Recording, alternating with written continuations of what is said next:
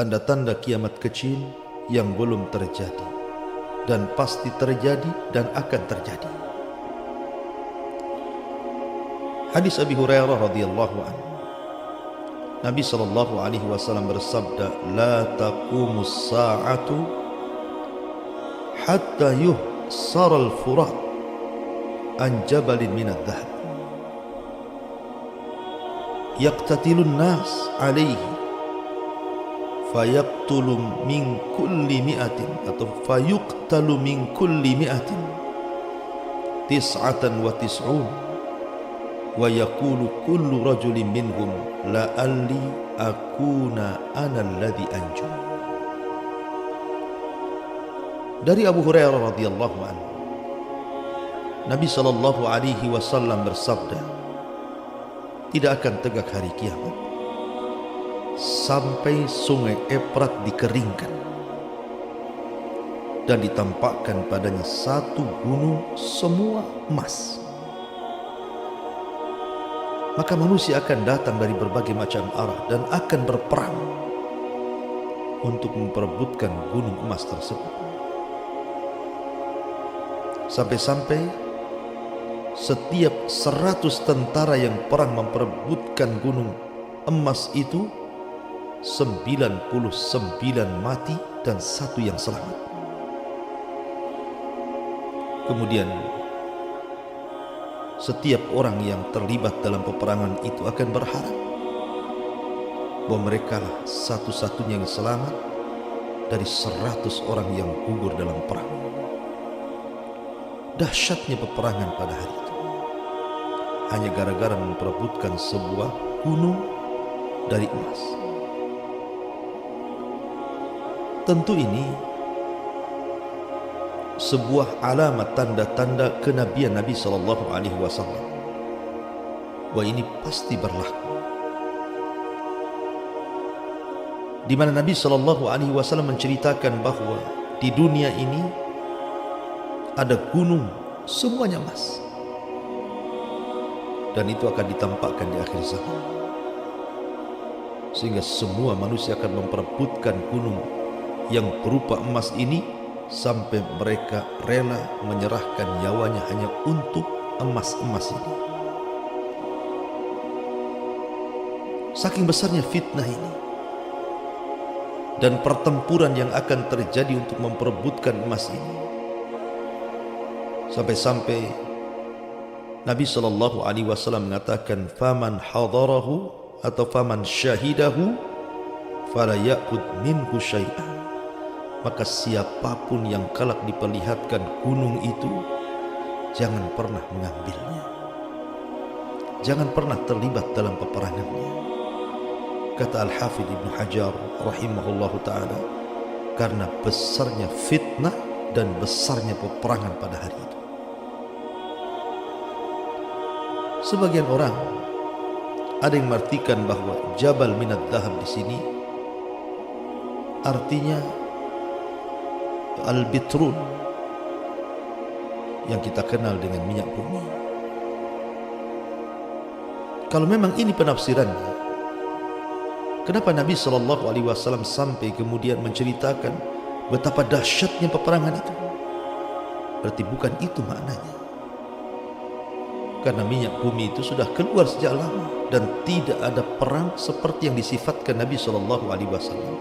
Ya, boleh jadi mungkin terkadang barat masuk ke negeri-negeri Islam, kemudian dengan tujuan hanya mengeruk minyak-minyak bumi, kemudian terjadi peperangan, tetapi sifat perangnya tidak seperti yang disifatkan Nabi sallallahu alaihi wasallam, di mana setiap 199 gugur dan 1 selamat. Ma'asyiral muslimin yang dimuliakan Allah Azza wa Jalla. Dan Nabi sallallahu alaihi wasallam menyebutkan dengan nas, sebutan tempatnya jelas, sungai Efrat, dan juga menyebutkan dengan nas Jabal Minad Dhahab, yang diperebutkan adalah gunung emas, bukan tambang. Ma'asyiral muslimin yang dimuliakan Allah Azza wa Jalla, ini yang pertama. Yang kedua, Nabi SAW bersabda dalam sebuah hadis, di mana hadis ini dikeluarkan dalam Musnad Imam Ahmad, dalam Musnad Abi Dawud, At-Tayalisi, dan juga disebutkan dalam Sunan Al-Bazzar, dan hadis ini dihasankan oleh Syekh Al-Arnaud rahimahullahu ta'ala. Bahkan Syekh Albani rahimahullahu ta'ala menilai hadis ini adalah hadis yang sahih. Kata Nabi SAW, takunun nubuwatu fikum ma sya'allahu an takun thumma yarfa'uha Allahu idha sya'a an yarfa'aha thumma takun khilafatun ala minhajin nubuwati fatakunu ma sya'allahu an takun thumma yarfa'uha Allahu idha sya'a an yarfa'aha thumma takunu mulkan 'adan fayakunu ma sya'allah an takun thumma yarfa'uha Allahu idha sya'a an yarfa'aha thumma takunu mulkan jabariyatan fatakunu ma sya'allah an takun thumma yarfa'uha Allahu idha sya'a an yarfa'aha thumma takunu khilafatun ala minhajin nubuwah thumma sakat. Kata Nabi SAW, di era kalian akan terdapat zaman kenabian. Atas kehendak Allah, kenabian itu berlalu dan diangkat Allah Subhanahu wa ta'ala atas kehendaknya pula. Lalu akan berganti dengan era kekhilafahan yang mengikuti jalan kenabian. Atas kehendak Allah pula diangkat, dan kehendaknya pula kemudian khilafah itu berlalu. Kemudian akan datang kekuasaan zalim,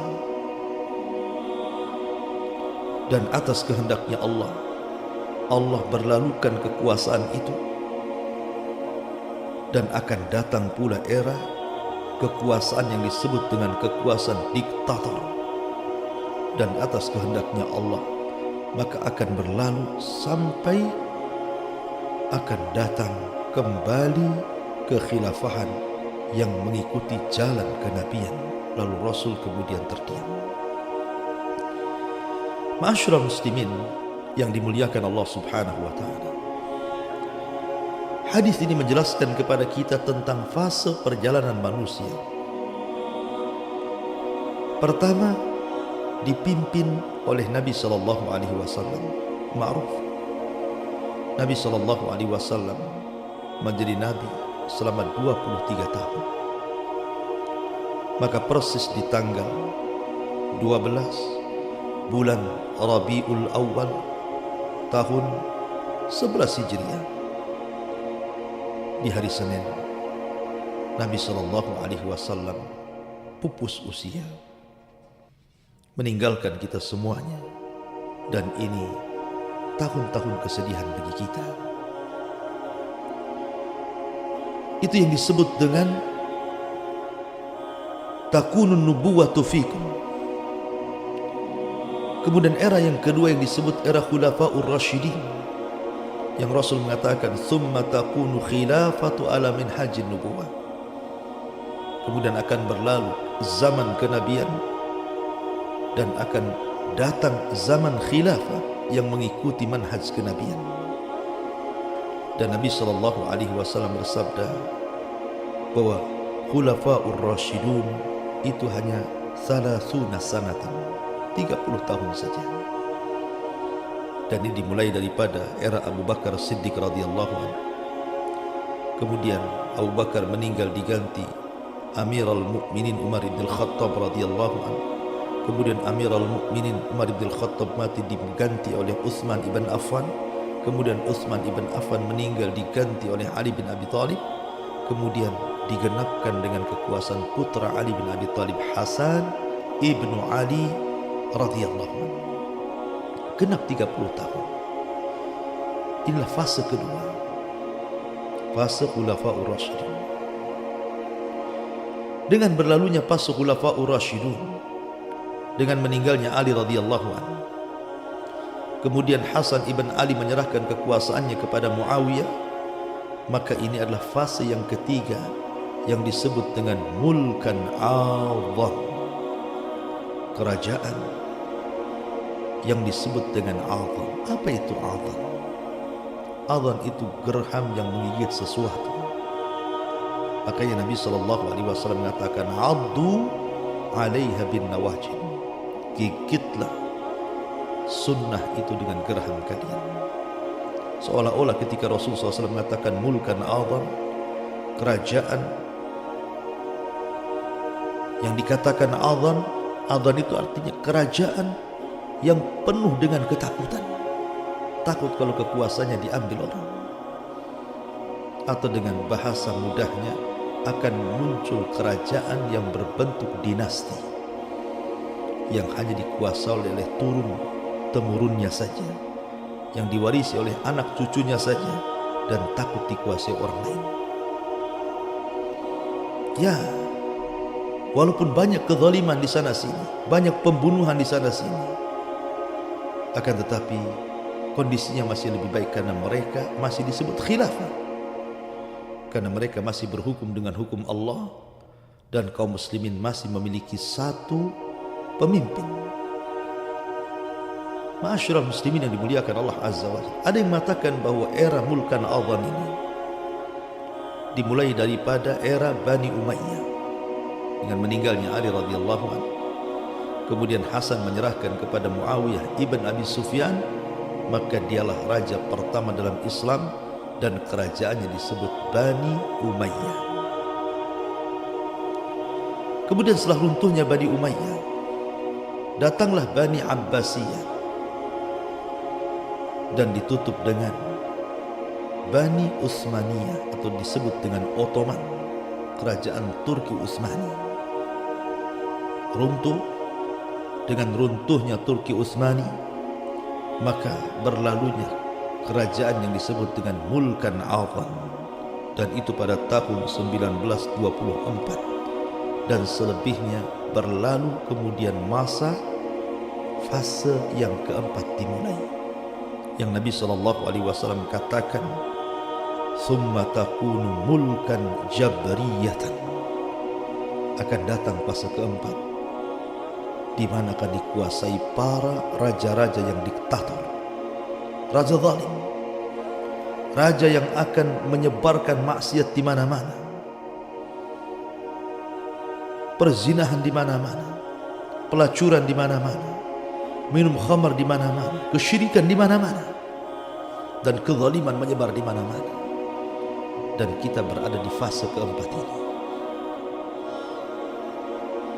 Tetapi ma'asyiral muslimin yang dimuliakan Allah Azza wa Jalla, Allah tidak mungkin membiarkan kezaliman itu terus ada di permukaan bumi, di mana nanti ada masanya para penguasa zalim, di mana ada masanya para penguasa diktator, mereka akan dimusnahkan dan dilenyapkan. Bahkan kemaksiatan di atas permukaan bumi akan dilenyapkan. Tidak ada lagi orang minum khamar, tidak ada lagi orang berzina, tidak ada lagi orang yang berjudi, tidak ada lagi orang yang bermaksiat kepada Allah Azza wa Jalla. Dengan datangnya era fase yang kelima, yang Nabi SAW katakan, summa takunu khilafah ala min hajin nubuwah, di mana Allah akan kembalikan hukum-hukum Allah Subhanahu wa ta'ala di akhir zaman kelak, ketika Allah Subhanahu wa ta'ala bangkitkan keturunan Rasul Muhammad atau Ahmad ibn Abdullah yang dikenal dengan Al-Mahdil Muntadhar. Ma'asyiral muslimin yang dimuliakan Allah Subhanahu wa ta'ala, lalu kapan masa-masa mulkan jabriyatan ini berlalu? Kapan para penguasa zalim dilenyapkan oleh Allah dan datang para penguasa yang mengusung hukum-hukum Allah? Ma'asyiral muslimin yang dimuliakan Allah Subhanahu wa taala. Di zaman Nabi sallallahu alaihi wasallam ada seorang sahabat. Sahabat ini namanya Ibnu Hawala radhiyallahu anhu. Suatu ketika Ibnu Hawala raut mukanya sedih menghadap Nabi sallallahu alaihi wasallam karena kalah perang.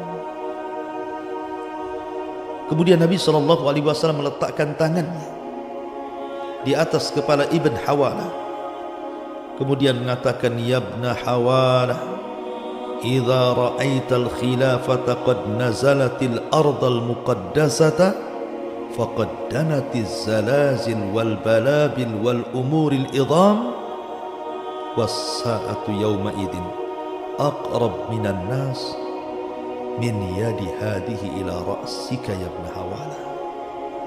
Wahai Ibn Hawala, apabila engkau melihat kekhilafahan sudah tegak di negeri yang disucikan, Baitul Maqdis, maka telah dekat banyak gempa di mana-mana, bencana di mana-mana, perkara-perkara besar akan berlaku, dan ketika itu kiamat lebih dekat kepada manusia dibandingkan telapak tanganku di atas kepalamu. Ma'asyiral muslimin yang dimuliakan Allah Subhanahu wa taala. Dari sini bahwa berlalunya mulkan jabriyatan, kekuasaan diktator, kekuasaan yang penuh dengan kezaliman di mana-mana, kemaksiatan menyebar di mana-mana, hukum Allah sudah mulai ditinggalkan dan hukum manusia diagung-agungkan, akan berlalu ketika tegaknya khilafah. Kapan itu? Ketika munculnya Al-Mahdi Al-Muntadhar, di mana Allah Subhanahu wa taala akan bangkitkan Al-Imam Al-Mahdi dan dibaiat di antara dua rukun. Ketika pembaiatan ini sampai ke telinga orang-orang yang ada di Syam, tiba-tiba datang pasukan besar tidak setuju dengan pembaiat ini. Wallahu alam siapa mereka? Apa mereka orang-orang Syiah atau yang lainnya? Wallahu alam. Tapi yang jelas bahwa datang pasukan ini, tapi ketika sampai di Baida antara Mekah dan Madinah, maka Allah Subhanahu wa taala kirim gempa dahsyat sehingga menjadikan orang-orang yang hendak memerangi Al-Mahdi ini semua mati dan terperosok dan masuk ke dalam bumi akibat dahsyatnya gempa ini. Bahkan bukan hanya tentara ini saja yang diwafatkan Allah Subhanahu wa taala, bahkan orang yang lalu lalang di sekitar perjalanan para tentara yang hendak memerangi Al-Mahdi juga, mereka harus terkena imbas gempa ini. Sampai kemudian Aisyah Ummul Mukminin radhiyallahu anha bertanya, "Ya Rasulullah, kalau orang-orang yang hendak memerangi Al-Mahdi kemudian diperosokkan ke dalam bumi karena gempa yang sangat dahsyat, wajar. Lalu bagaimana nasib orang yang lalang yang tidak ada kaitan dengan tentara itu?"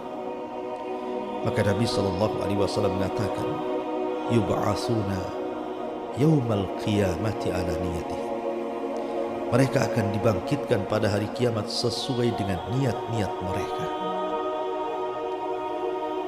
Nabi sallallahu alaihi wasallam bersabda dalam hadis Muadz bin Jabal radhiyallahu anhu, "Imranu Baitil Maqdis kharabu Yathrib, wa kharabu Yathrib khurujul malhamati, wa khurujul malhamati fathul Qastantiniyati, wa fathul Qastantiniyati khurujud Dajjal." Rawahu Abu Dawud wa Ahmad. Kata Nabi sallallahu alaihi wasallam, apabila Baitul Maqdis sudah menjadi pusat kekuatan kaum muslimin dipimpin oleh Al-Mahdi Al-Muntadhar, maka ketika itu Madinah akan roboh, Yathrib akan roboh. Makna roboh di sini artinya orang-orang Madinah yang memiliki keimanan yang mantap, keikhlasan yang murni kepada Allah Azza wa Jalla, semua akan meninggalkan Madinah dan akan menuju Syam, Palestina, kecuali orang-orang munafik. Mereka tidak ikut. karena mereka kelak akan mengikuti Dajjal. Maka bergeraklah orang-orang yang ada di Yathrib dan bergabung bersama Al-Mahdi di Palestina, di Baitul Maqdis. Dan ketika robohnya Madinah, kata Nabi SAW, khurujul malhamah, akan terjadi malhamatul kubur, perang yang sangat dahsyat yang kata Rasul la yusma', tidak pernah didengar dahsyatnya perang ini. Dan sepanjang zaman kehidupan manusia tidak perang sedahsyat perang ini, baik yang pernah terbaca atau terdengar.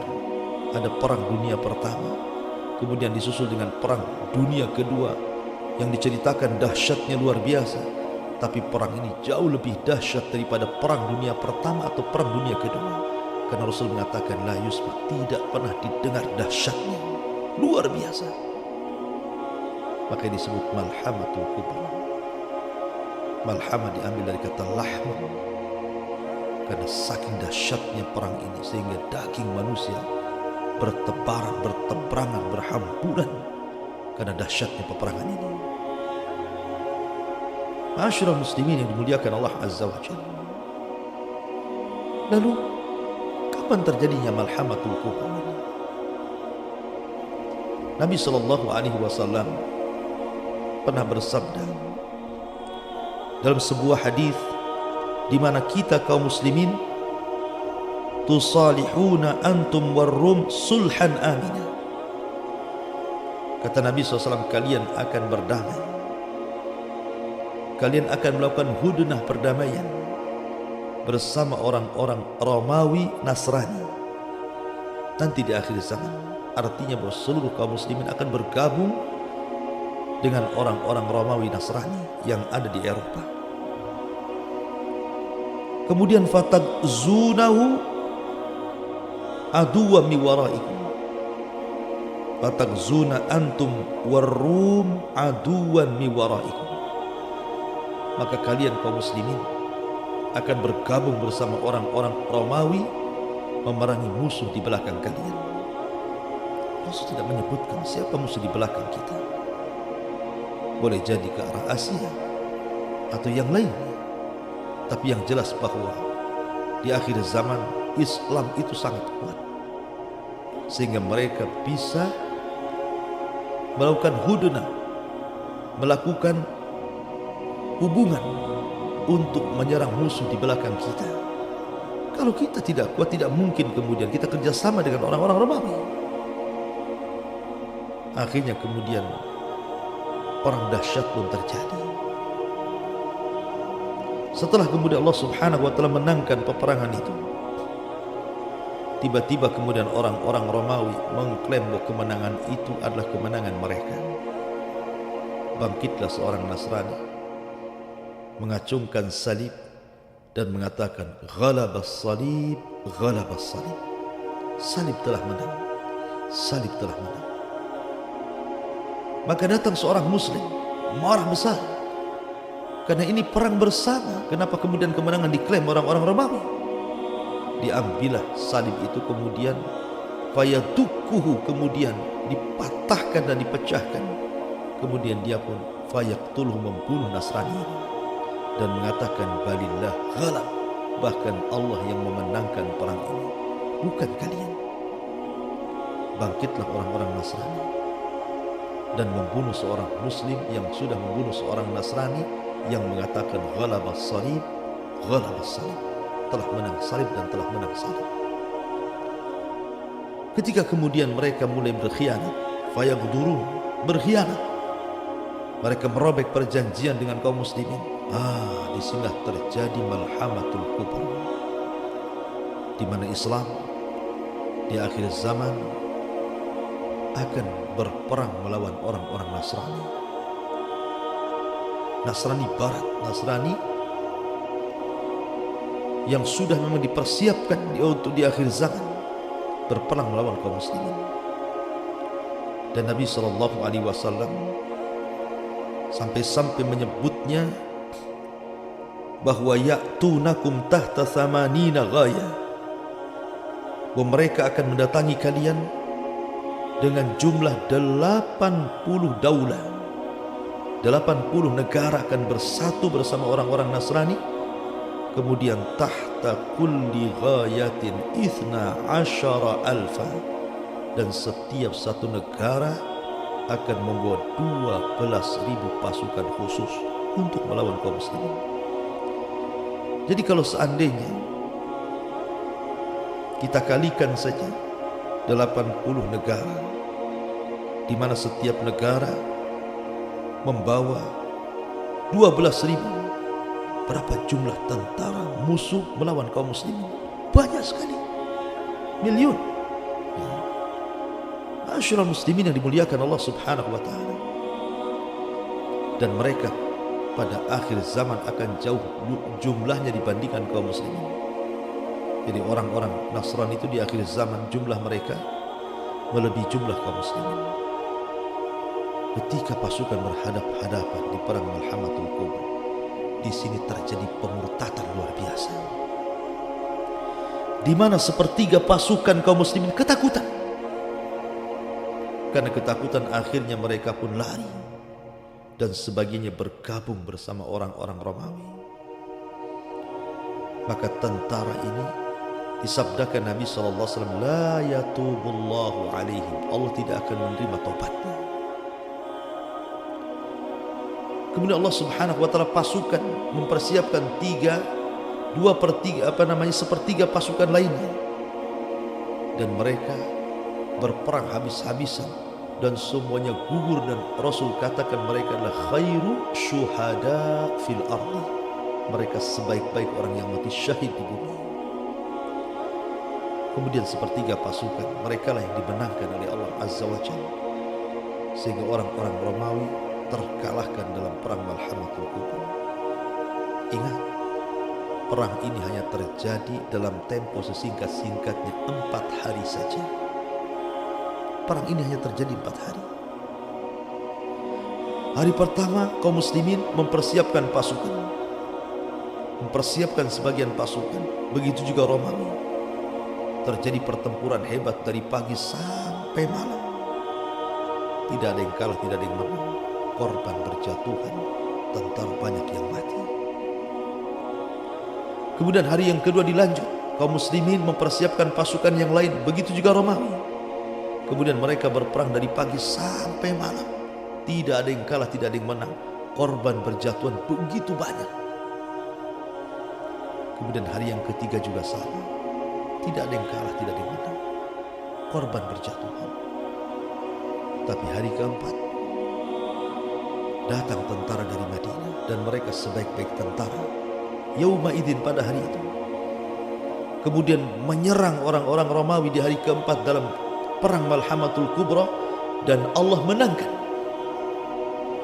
Dan Allah menangkan.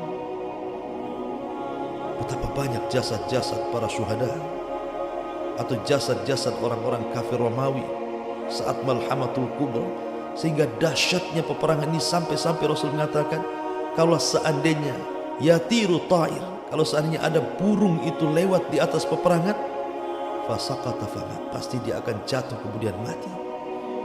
Berapa banyak bangkai, berapa banyak jasad-jasad kaum muslimin. Belum lagi raihatul natina, bau yang sangat busuk yang ditimbulkan dari jasad-jasad yang bergelimpangan itu.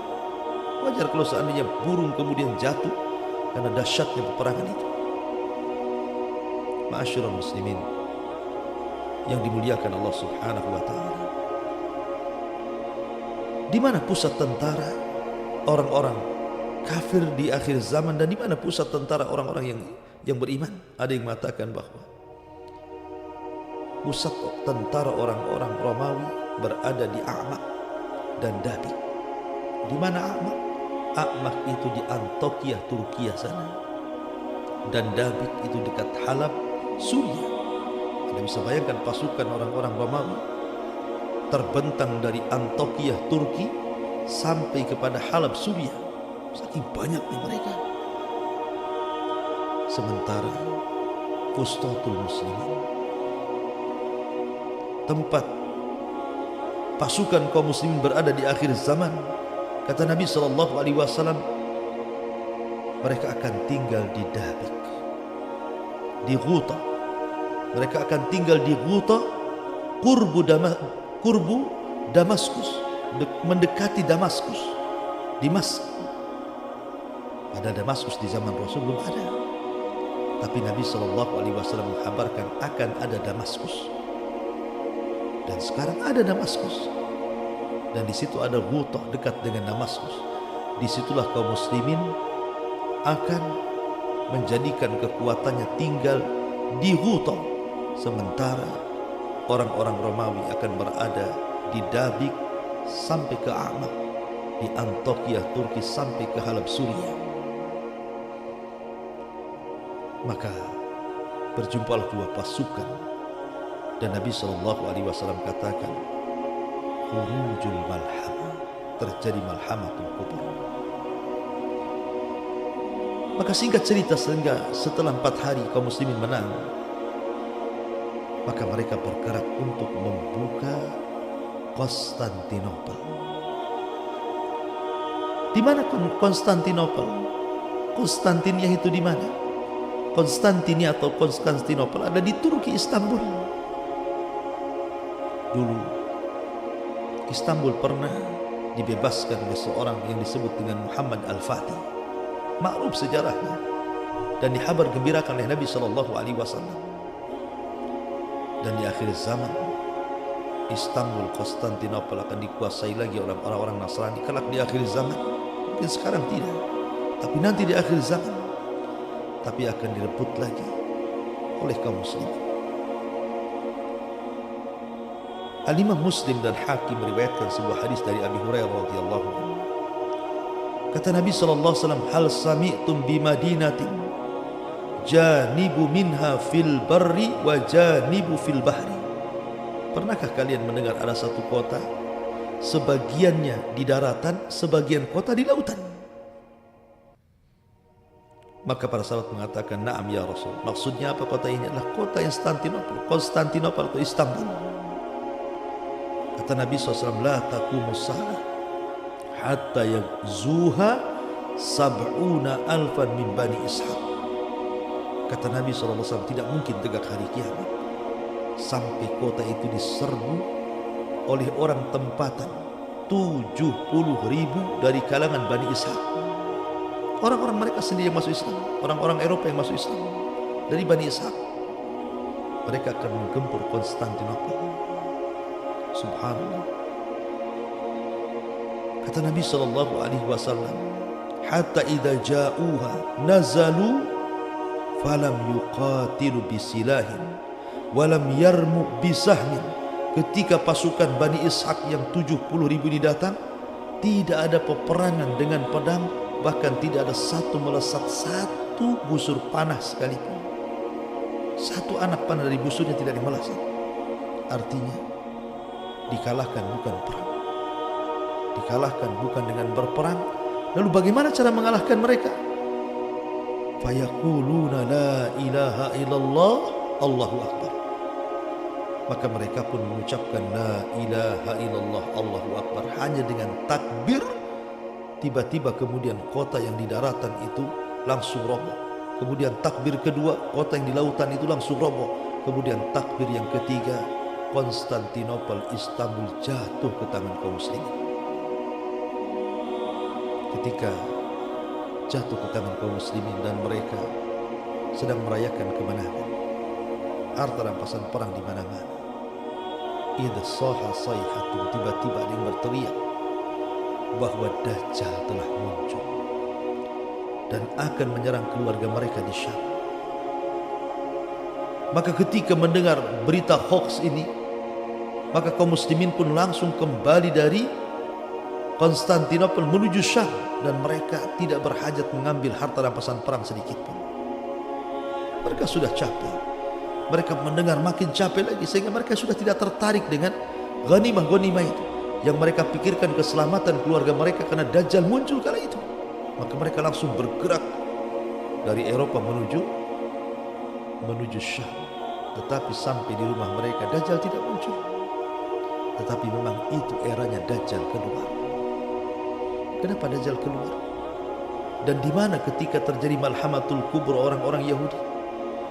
Kata ulama, orang-orang Yahudi bersembunyi, tidak terlibat dalam perang malhamatul kubra karena ketakutan. Karena ketakutan itulah akhirnya Dajjal marah.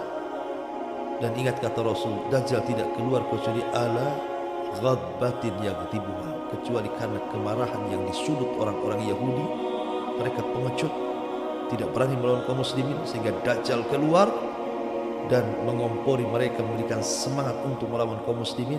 Maka di belakang Dajjal sab'una alfan Yahud, 70.000 Yahudi lengkap dengan toyalis di atas kepala mereka.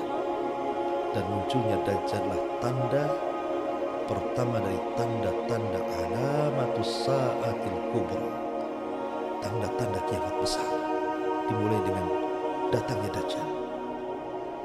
Karena tanda-tanda kiamat besar itu ada 10. Keluarnya Dajjal, turunnya Isa bin Maryam, datangnya Ya'juj wa Ma'juj, kemudian asap di langit yang disebut dengan dukhan, kemudian matahari terbit dari arah barat, kemudian munculnya binatang yang melata yang bisa bicara, kemudian terjadi gempa dari arah timur, kemudian gempa dari arah barat, kemudian gempa di Jazirah Arab, dan ditutup dengan api dari Adan yang bergabung dengan api Hijaz dan akan mendorong manusia ke mahsyarihim di Syam, tempat berkumpulnya di Syam. Disitulah Allah wafatkan setiap seorang mukmin yang ada iman dalam hatinya walaupun sebiji darah, sehingga tidak tersisa kecuali orang kafir. Ketika itu kiamat dibangkitkan kepada mereka. Wallahu a'lam bishawab. Ini di antara tanda-tanda kiamat kecil yang